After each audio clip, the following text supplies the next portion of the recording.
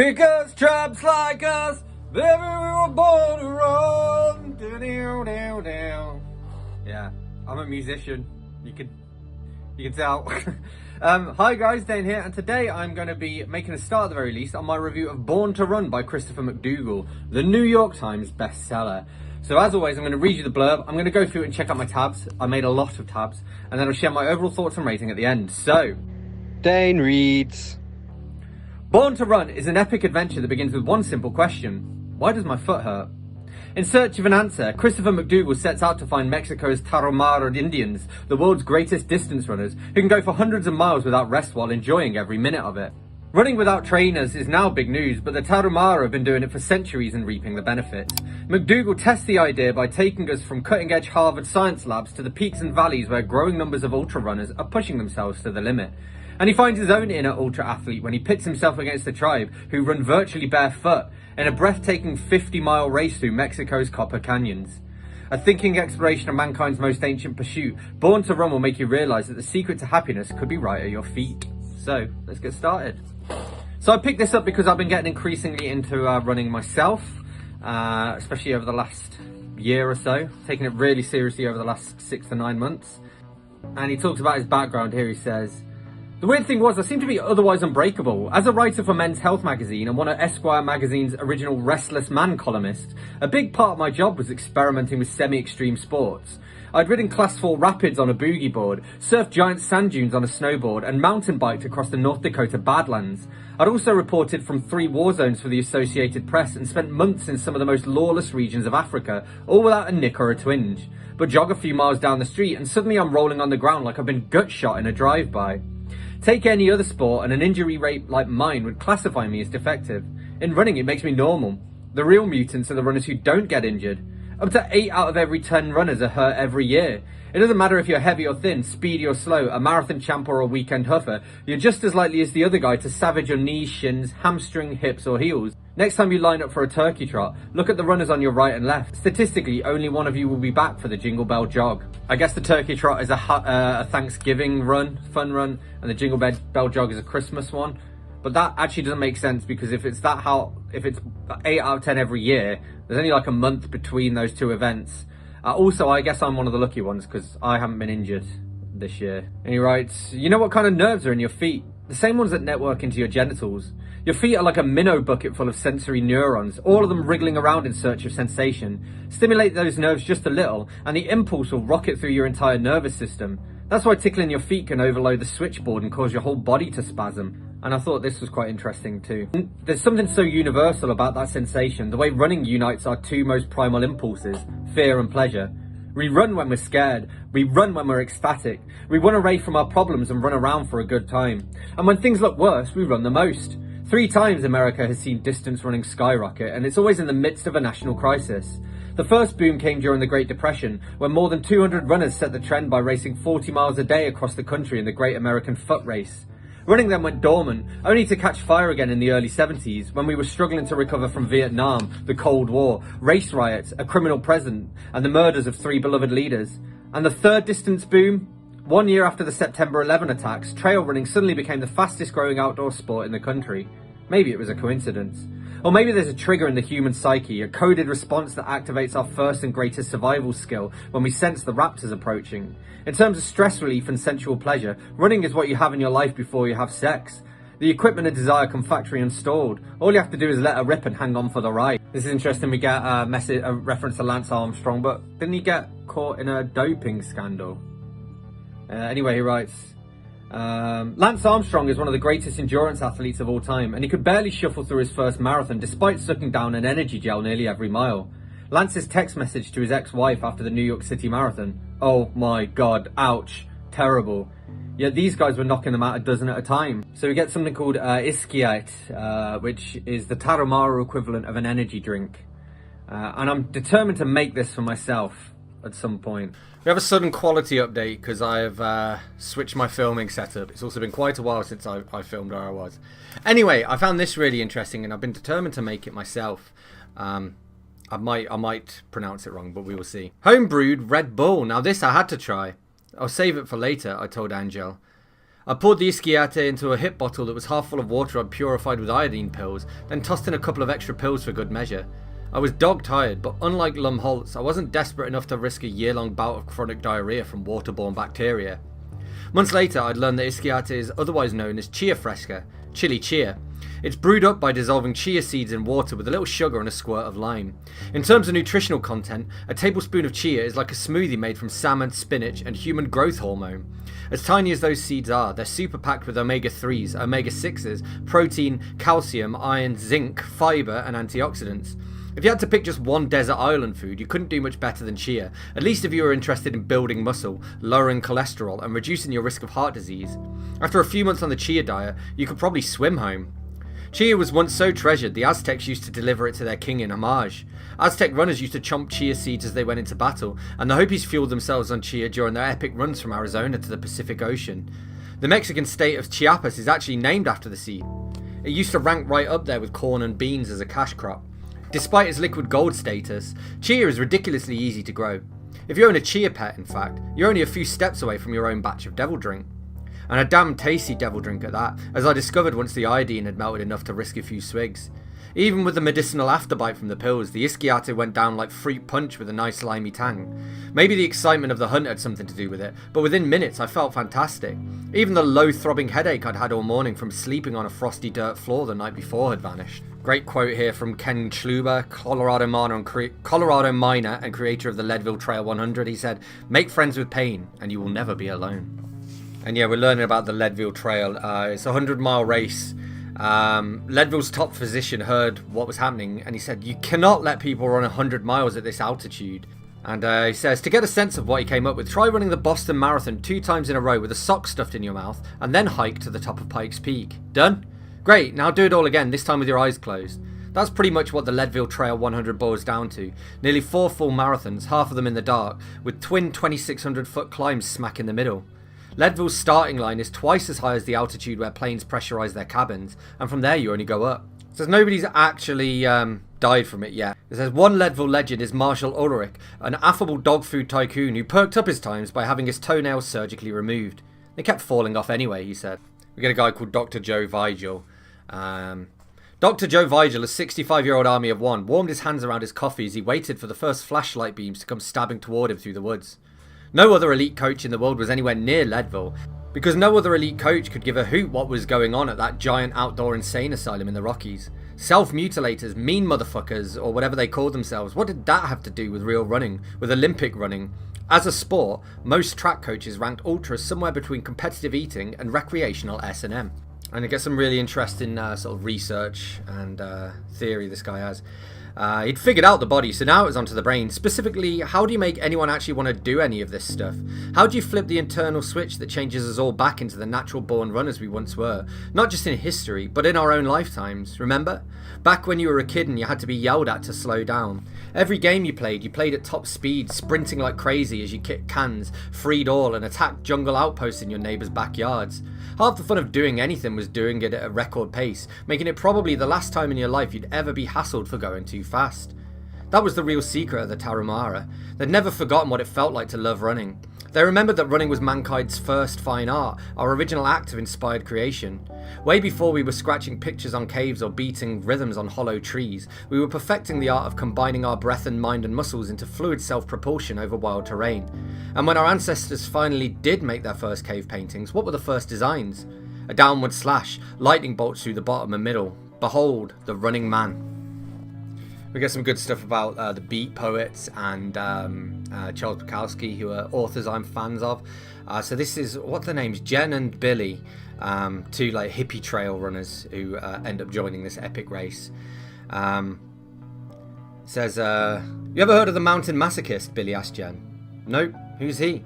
It's a race, you crackhead, 50 miles in the mountains. Neither of them had even run a marathon before. They'd been beach kids all their lives, so they'd barely seen mountains, let alone running them. They wouldn't even be able to train properly. The tallest thing around Virginia Beach was a sand dune. 50 mountain miles was way over their heads. Dude, that's totally it, Jen said. I'm in.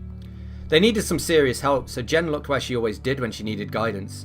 And as usual, her favourite chain-smoking alcoholics came through in the clutch. First, she and Billy dug into the Dharma Bums and began memorising Jack Kerouac's description of hiking the Cascadia Mountains. Try the meditation of the trail. Just walk along looking at the trail at your feet and don't look about and just fall into a trance as the ground zips by, Kerouac wrote.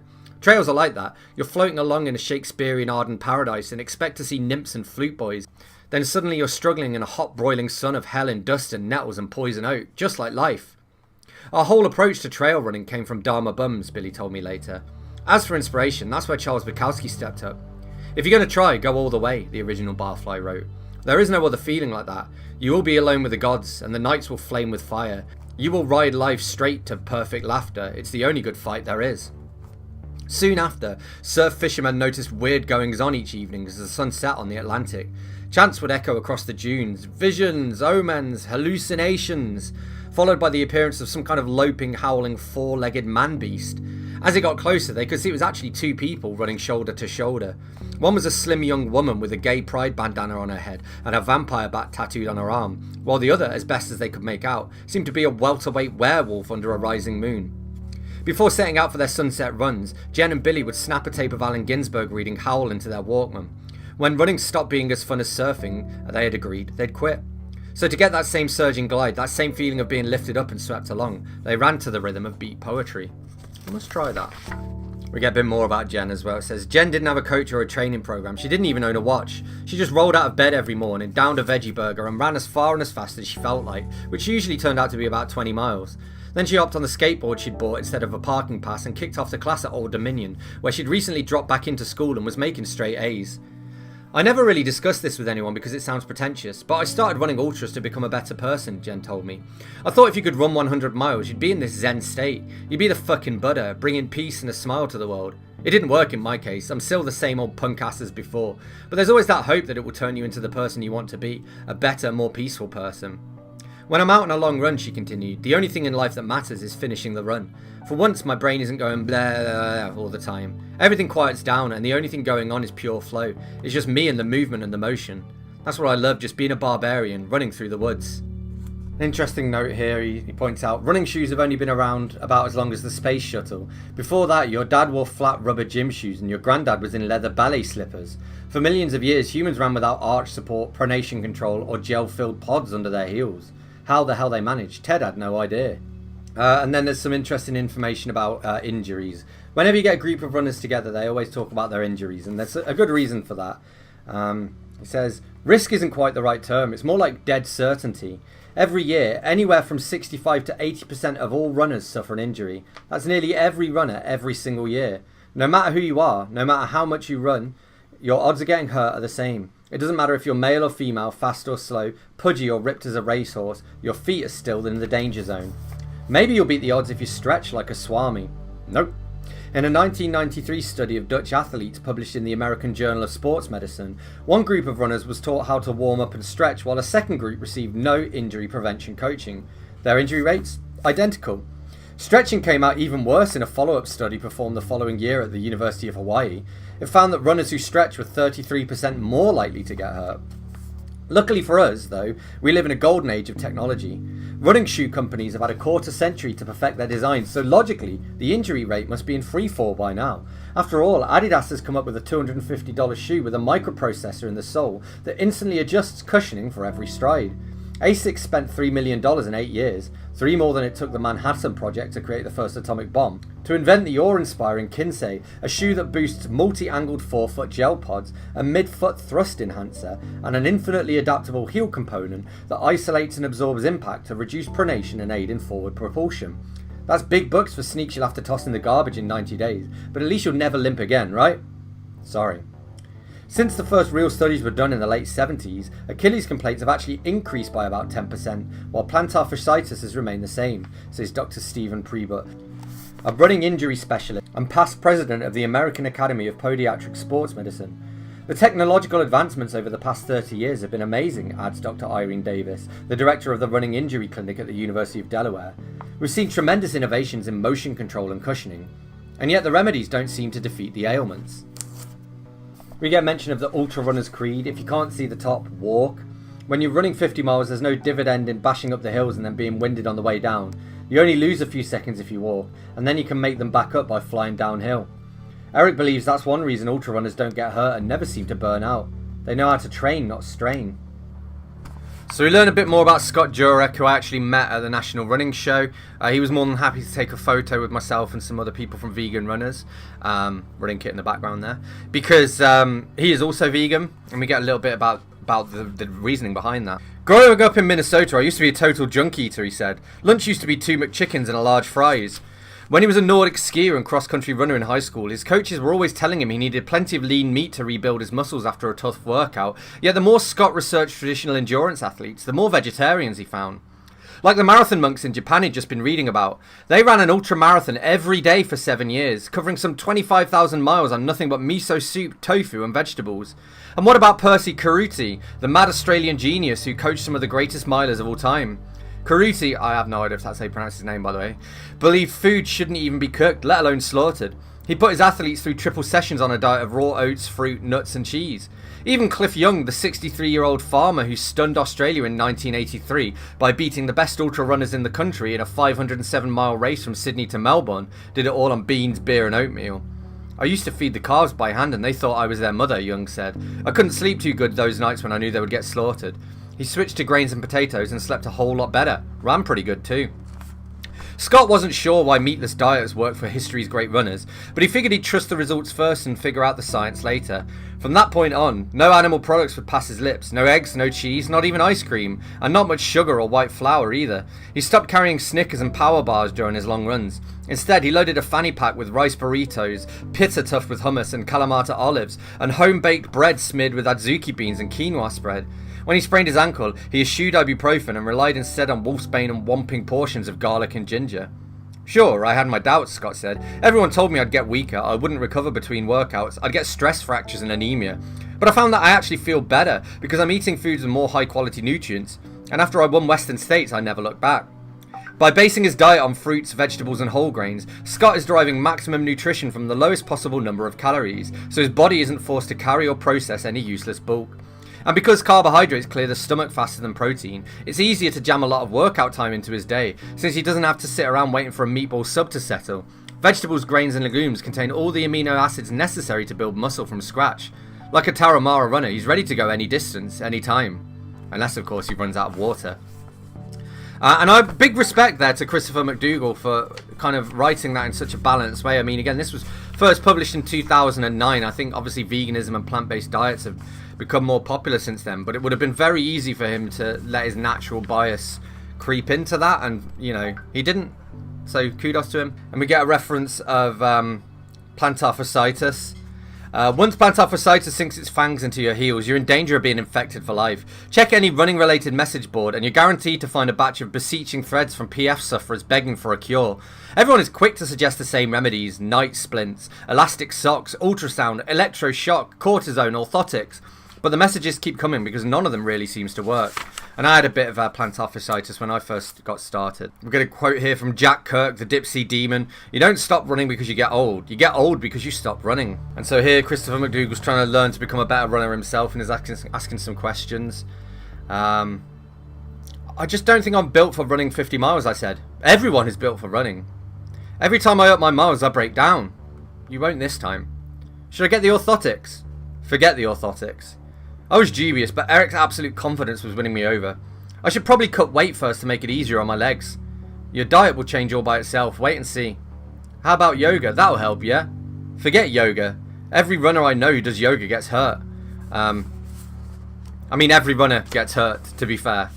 I do a little bit of yoga with the vegan runners lot. We get some interesting stuff about the different kinds of running as well. Eric also had me get a heart rate monitor so I could correct the second most common mistake of the running class: pace.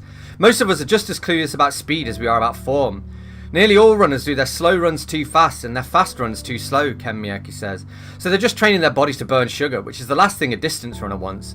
You got enough fat stored to run to California, so the more you train your body to burn fat instead of sugar, the longer your limited sugar tank is going to last. The way to activate your fat burning furnace is by staying below your aerobic threshold, your hard breathing point, during your endurance runs. Respecting that speed limit was a lot easier before the birth of cushioned shoes and paved roads. Try blasting up a scree-covered trail in open-toed sandals sometime, and you'll quickly lose the temptation to open the throttle. When your feet aren't artificially protected, you're forced to vary your pace and watch your speed. The instant you get recklessly fast and sloppy, the pain shooting up your shins will slow you down. And he talks about he buys some Nike Pegasus shoes from 2000. And he says, Nike's policy of yanking best-selling shoes from the shelves every 10 months has inspired some truly operatic bursts of profanity on running message boards. The Nike Pegasus, for instance, debuted in 1981, achieving its sleek, waffled apotheosis in 83, and then, despite being the most popular running shoe of all time, was suddenly discontinued in 98, only to reappear as a whole new beast in 2000. Why so much surgery? Not to improve the shoe, as a former Nike shoe designer who worked on the original Pegasus told me, but to improve revenue. Nike's aim is to triple sales by enticing runners to buy 2, 3, 5 pairs at a time, stockpiling in case they never see their favourites again. That's some scummy business practice. Makes me glad I run in Brooks. So we learn a little bit about diseases as well. And again, if you've ever heard of or read How Not to Die by Dr. Michael Greger, it's all about plant-based food and a plant-based diet and how that can make you live longer. And he says, the first step toward going cancer-free the Tarahumara way, consequently, is simple enough. Eat less. The second step is just as simple on paper, though tougher in practice. Eat better. Along with getting more exercise, says Dr. Weinberg, we need to build our diets around fruit and vegetables instead of red meat and processed carbs. The most compelling evidence comes from watching cancer cells fight for their own survival. When cancerous tumours are removed by surgery, they are 300% more likely to grow back in patients with a traditional Western diet than they are in patients who eat lots of fruit and veggies, according to a 2007 report by the Journal of the American Medical Association. Why? Because stray cells left behind after surgery seem to be stimulated by animal proteins. Remove those foods from your diet, and those tumours may never appear in the first place. Eat like a poor person, as Coach Joe Vigil likes to say, and you'll only see your doctor on the golf course. Anything the Tarahumara eat you can get very easily, Tony told me. It's mostly pinto beans, squash, chili peppers, wild greens, pinole, and lots of chia. And pinole isn't as hard to get as you think. NativeSeeds.org sells it online, along with heritage seeds in case you want to grow your own corn and whiz up some homemade pinole in the coffee grinder. Protein is no problem. According to a 1979 study in the American Journal of Clinical Nutrition, the traditional Tarahumara diet exceeds the United Nations recommended daily intake by more than 50%.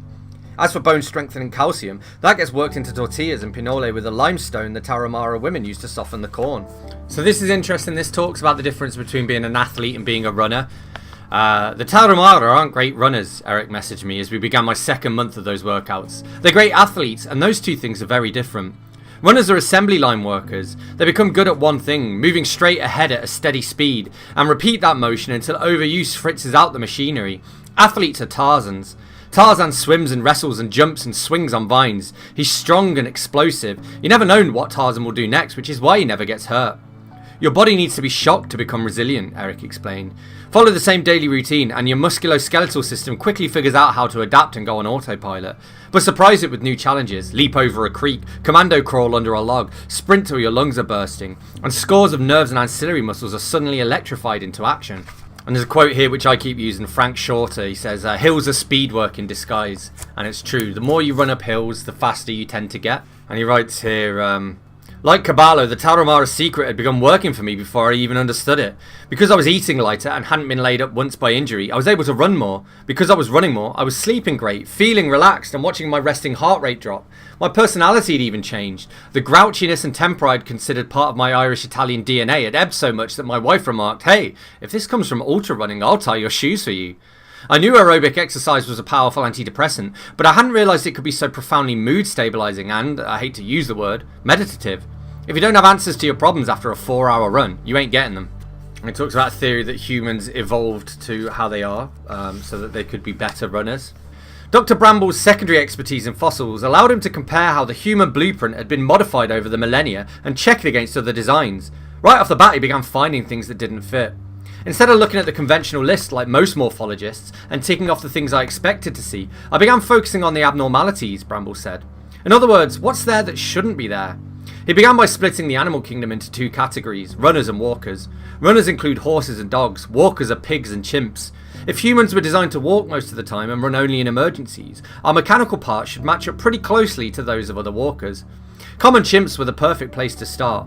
Not only are they a classic example of the walking animal, but they're also our closest living relative. After more than 6 million years of separate evolution, we still share 95% of our DNA sequence with chimps. But what we don't share, Bramble noted, is an Achilles tendon, which connects the calf to the heel. We've got one, chimps don't. We have very different feet. Ours are arched, chimps are flat. Our toes are short and straight, which helps running, while chimps are long and splayed, much better for walking. And check out our butts. We've got a hefty gluteus maximus, chimps have virtually none. Dr. Bramble then focused on a little known tendon behind the head known as the nuchal ligament. Chimps don't have a nuchal ligament, neither do pigs. No, who does? Dogs, horses, and humans. Now this was perplexing. The nuchal ligament is useful only for stabilising the head when an animal is moving fast. If you're a walker, you don't need one. Big butts are only necessary for running. See for yourself, clutch your butt and walk around the room sometime. It will stay soft and fleshy and only tighten up when you start to run. Your butt's job is to prevent the momentum of your upper body from flipping you onto your face. Likewise, the Achilles tendon serves no purpose at all in walking, which is why chimps don't have one. Neither did Australopithecus, that's as best as I can say that. Our semi-simian 4 million year old ancestor. Evidence of an Achilles tendon only began to appear 2 million years later in Homo erectus. Dr. Bramble then took a closer look at the skulls and got a jolt. Holy moly, he thought, there's something going on here. The back of the Australopithecus skull was smooth, but when he checked Homo erectus, he found a shallow groove for a nuchal ligament. A mystifying but unmistakable timeline was taking shape. As the human body changed over time, it adopted key features of a running animal. We get this great little bit for equality here, but it's also just interesting to learn how motherhood can work alongside ultra running. Caring for kids on the fly isn't that hard, as American ultra runner Cami Semick demonstrates. She likes to run mountain trails around Bend, Oregon with her 4-year-old daughter, Barony, riding along in a backpack. Newborns? No problem at all. At the 2007 Hard Rock 100, Emily Bear beat 90 other men and women to finish 8th overall while stopping at every aid station to breastfeed her infant son. The Bushmen are no longer nomadic, but the equal partners in hunting tradition still exists alongside the Mabuti pygmies of the Congo, where husbands and wives with nets pursue the giant forest hogs side by side. Since they are perfectly capable of giving birth to a child while on the hunt, then rejoining the hunt the same morning, notes anthropologist Colin Turnbull, who spent years among the Mabuti, mothers see no reason why they should not continue to participate fully. And this is really fascinating, just the importance of running for health. The brain is always scheming to reduce costs, get more for less, store energy and have it ready for an emergency, Bramble explained. You got this fancy machine and it's controlled by a pilot who's thinking, okay, how can I run this baby without using any fuel? You and I know how good running feels because we made a habit of it. But lose the habit and the loudest voice in your ear is your ancient survival instinct urging you to relax. And there's the bitter irony. Our fantastic endurance gave our brain the food it needed to grow, and now our brain is undermining our endurance. We live in a culture that sees extreme exercise as crazy, Dr. Bramble says, because that's what our brain tells us. Why fire up the machine if you don't have to? To be fair, our brain knew what it was talking about for 99% of our history. Sitting around was a luxury, so when you had the chance to rest and recover, you grabbed it. Only recently have we come up with the technology to turn lazing around into a way of life. We've taken our sinewy, durable hunter-gatherer bodies and plunked them into an artificial world of leisure. And what happens when you drop a life form into an alien environment? NASA scientists wondered the same thing before the first space flights. The human body had been built to thrive under the pressure of gravity, so maybe taking away that pressure would act as an escape trajectory fountain of youth, leaving the astronauts feeling stronger, smarter and healthier. After all, every calorie they ate would now go towards feeding their brains and bodies, instead of pushing up against that relentless downward pull, right? Not by a long shot. By the time the astronauts returned to Earth, they'd aged decades in a matter of days. Their bones were weaker and their muscles had atrophied. They had insomnia, depression, acute fatigue and listlessness. Even their taste buds had decayed. If you've ever spent a long weekend watching TV on the sofa, you know the feeling, because down here on Earth we've created our own zero-gravity bubble. We've taken away the jobs our bodies were meant to do and we're paying for it. Nearly every top killer in the Western world, heart disease, stroke, diabetes, depression, hypertension, and a dozen forms of cancer, was unknown to our ancestors. They didn't have medicine, but they did have a magic bullet, or maybe two, judging by the number of digits Dr. Bramble was holding up. You could literally hold epidemics in their tracks with this one remedy, he said. He flashed 2 fingers up in a peace sign, then slowly rotated them downward till they were scissoring through space. The running man. So simple, he said. Just move your legs, because if you don't think you were born to run, you're not only denying history, you're denying who you are. We get this great quote from Gabe Jennings, 2000 US Olympic trial 1500 meter winner. Often I visualize a quicker, like almost a ghost runner, ahead of me with a quicker stride. Which I do quite often as well, and that kind of pulls you ahead. It's almost like, it's like the ghost you get on like Mario Kart when you're racing against a time trial record. And then we get to the kind of the culmination of this, which is the epic run, which pits Scott Jurek against the Tarahumara. I'm not going to tell you who won that. There's lots of information online if you want. But yeah, it's this 50-mile kind of trail run, essentially, trail race, which is kind of what the book is building up towards. But as you can see from the quotes I've read, a lot of this is about, it's more about like the science of running and the history of running and things like that. It kind of implies, again, we've got the hidden tribe, the ultra runners, and the greatest race the world has never seen. Well, this greatest race only really happens in the last 20 pages. It's very much more about running as a phenomenon in itself. And yeah, I mean, I loved it. I'm obviously a keen runner. I found it really fascinating. A lot of people got into barefoot running after this, although it's since kind of waned in popularity again. I'm personally not interested in barefoot running, but it was very cool to meet Scott Jurek, who is kind of quoted throughout this. Christopher McDougall seems like a cool dude. I gave Born to Run by Christopher McDougall a 5 out of 5. I think if you're into running, it's a no-brainer. You have to read this. It's like the runner's Bible. But even if you're not, it's got some really fascinating stuff. I mean, if you're just into general non-fiction stuff or interested in any of the kind of the things that I've read out, obviously there's way more information that I couldn't cover in this review and discussion. But yeah, lots of cool stuff. So yeah. So there we have it. That's what I made of Born to Run by Christopher McDougall. As always, don't forget to let me know in the comments what you thought of this book if you've read it. Hit that like button if you've enjoyed this video. Hit that subscribe button for more. And I will see you soon for another bookish video. Thanks a lot. Bye-bye.